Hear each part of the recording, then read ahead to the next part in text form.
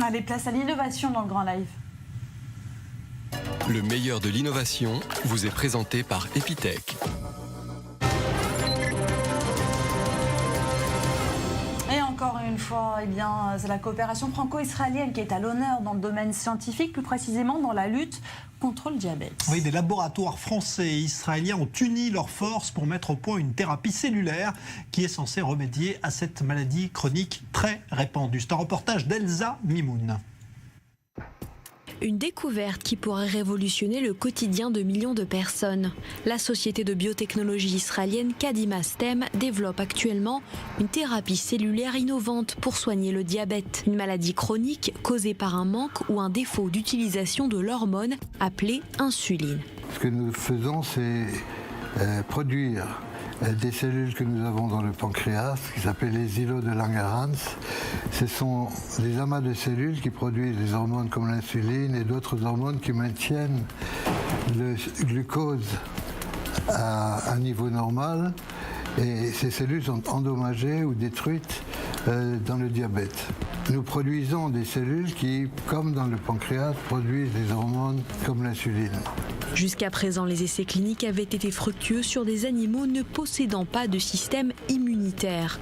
Pour pouvoir un jour faire appliquer ce traitement aux êtres humains, Kadima Stem s'est tourné vers le laboratoire strasbourgeois d'Efimed. Le partenariat avec la compagnie française de Strasbourg d'Efimed est une recherche pour isoler les cellules dans un petit appareil de façon à ce qu'ils ne soient pas attaqués par le système immunitaire du malade qui va les recevoir. Ce médicament, c'est une combinaison entre des cellules, un traitement cellulaire que nous produisons ici, et cet appareil d'encapsulation qui est produit par Efimed.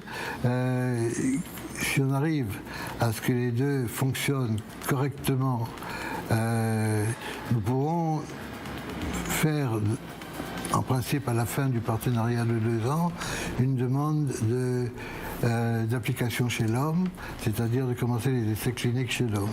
Une découverte qui pourrait libérer les malades de l'injection journalière, parfois bijournalière d'insuline, et encouragée par l'Union européenne qui a octroyé une subvention de 1,2 million d'euros pour le développement de cette recherche conjointe. On a eu l'accord du financement bilatéral. Israël étant considéré comme européen, en fin de compte, on rentre dans les fonds bilatéraux européens.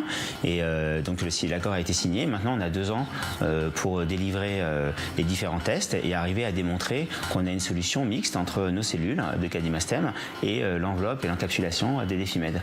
Et c'est sans compter la différence de culture ainsi que dans la manière de travailler. Cependant, les deux parties ont réussi à transformer ce qui pouvait paraître au départ comme une difficulté en force. Nos 2 entreprises ont prouvé que nous avions des capacités et qu'en combinant nos talents, nous pouvons proposer un produit. Donc nous avons les données et le soutien scientifique de celui-ci. Notre société partenaire en France a également son propre savoir et quand on assemble nos 2 produits pour n'en faire qu'un, pour apporter la thérapie cellulaire aux patients, la date butoir de 2 ans semble en effet être un délai accessible.